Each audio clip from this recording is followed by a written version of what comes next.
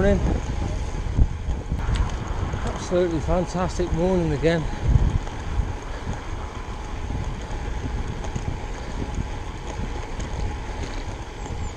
They are forecast heavy showers, but I don't reckon.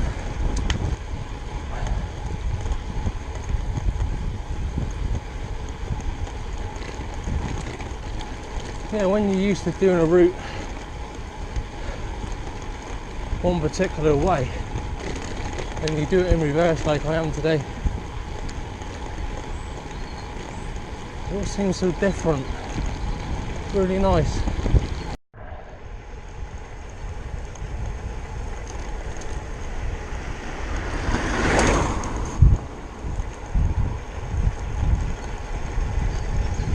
Morning. This is a nice place.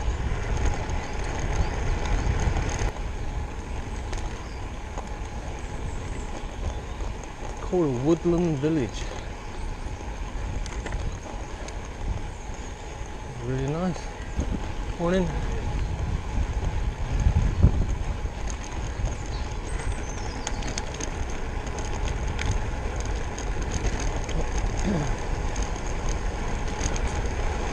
I'm taking it a bit easier. I'm not sure where I'm going.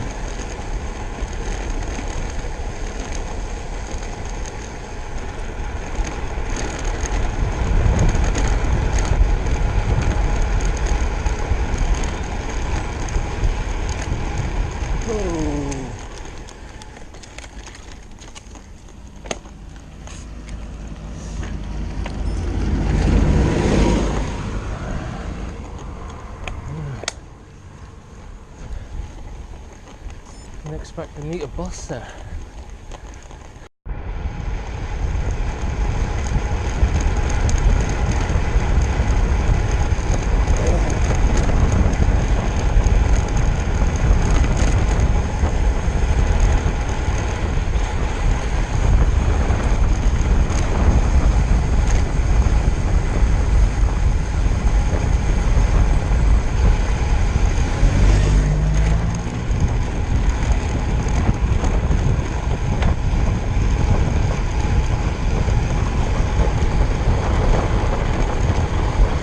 Video interviewing, have you ever heard of that? The video interview? I haven't, because, well, I've not been for an interview since, Christ, back in the late 80s was the last time I went for an interview.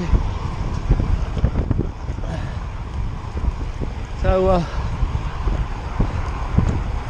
I just thought it was rather strange, because my daughter, who goes to Exeter University,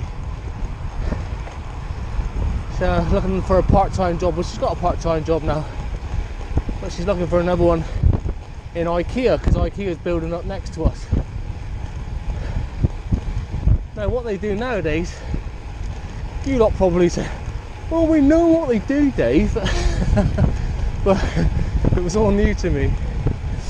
So what they do is my daughter sends her CV off, as you would do for any job. Then if they like your CV, what they do then is offer you two a video interview. And that's not like a FaceTime interview or nothing like that. It's where they send you 5 questions and you have to video yourself or vlog yourself the answers. And when you're happy with the answer that you've given to that particular question, you can then send it on. You've got to do that 5 times.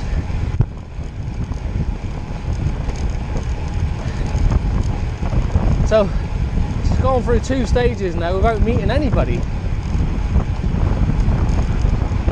It's all been through, being electronically done. But I just found it rather strange with the video editing, the video interviewing.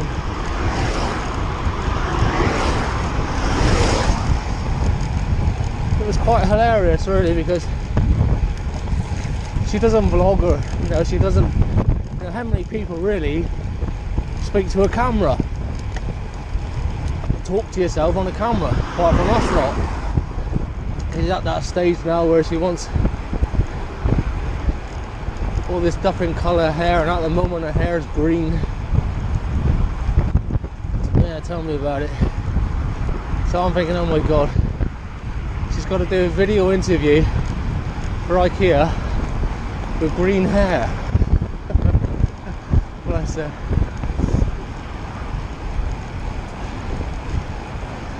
But they must have liked her, because they've offered her to the next stage now, which is to meet up in a hotel in Exeter. I suppose they've been asked to bring her passport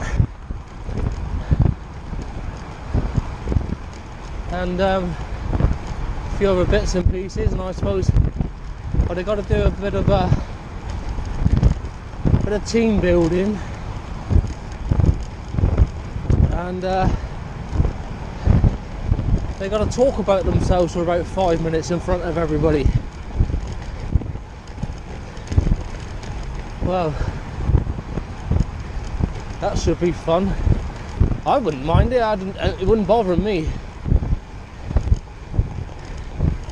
But you know, for anybody who's a little bit anxious or a little bit shy, I can see that being a very, very daunting and unfair task.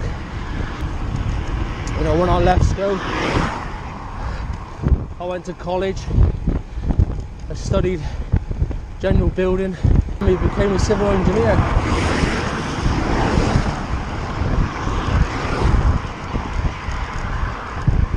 I used to specialise in building petrol stations up and down the country. Then I went off and I quit that and started my own business. Again, working on the fuel station, so yeah, it's very successful as well.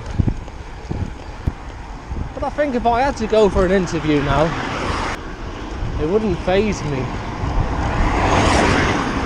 But I just think it's an unfair process. And not only that, not only will people be anxious, these youngsters, or maybe well, anybody really, I suppose, be anxious about talking into the camera phone or the laptop. But not everybody's got the means to do a video interview. Not everybody's got a smartphone, not everybody's got a computer. So I don't know how they would get on. I suppose they would just find a relative, but not everybody's got relatives. I haven't. The only people in my world is my wife and my 2 children. I suppose you could do it at a library, can you? Yeah. Job centre. Yeah, I've not got my business no more though. Gave it all up. Because back in 2010, my wife broke her back.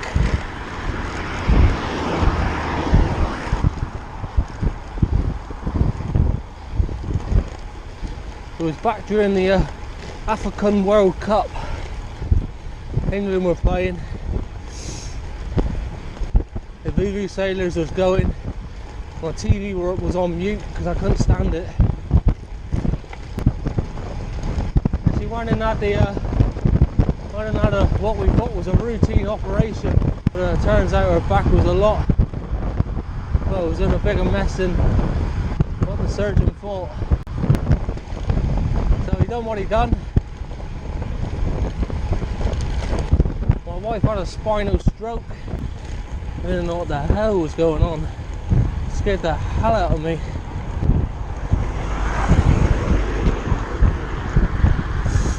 But unfortunately, she lost her use of her legs and she's now in a wheelchair.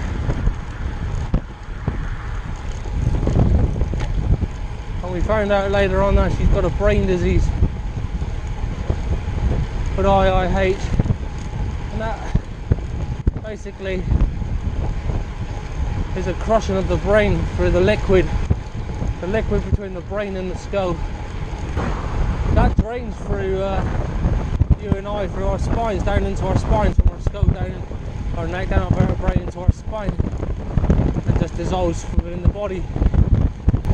That doesn't happen in my voice.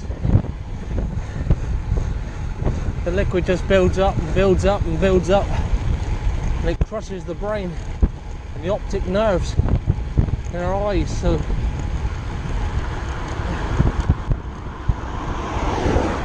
she was losing her eyesight, so she's got to have regular lumbar punctures, which isn't very nice. Not nice at all. So I gave everything up. She was the brains behind everything, and she'd run it all. She's a very, very intelligent lady.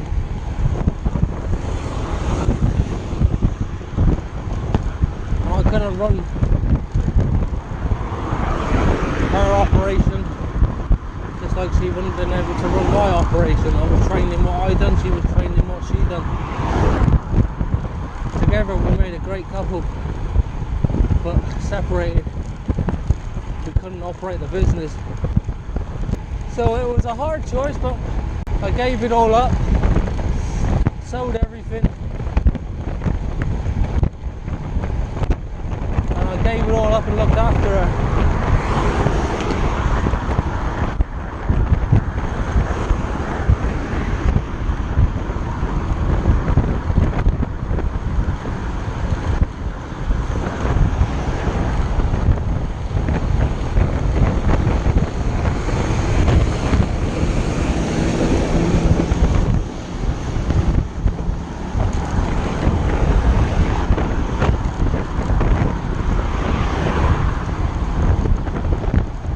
That's what I do nowadays.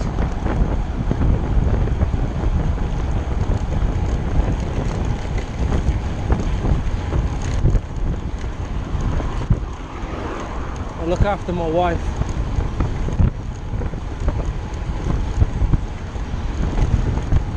She needs help for simple daily chores.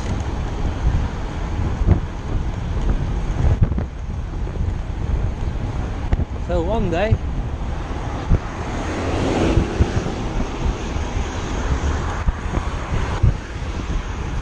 I myself, when we can get her a bit better, may have one of those online video interviews myself. You never know. Would I get the job? Ooh.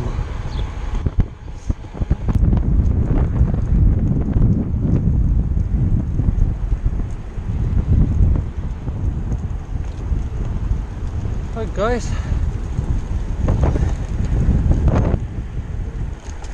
I'm nearly home now.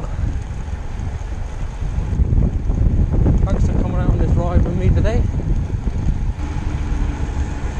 If you like this ride, give us a thumbs up. If you haven't subscribed, why not?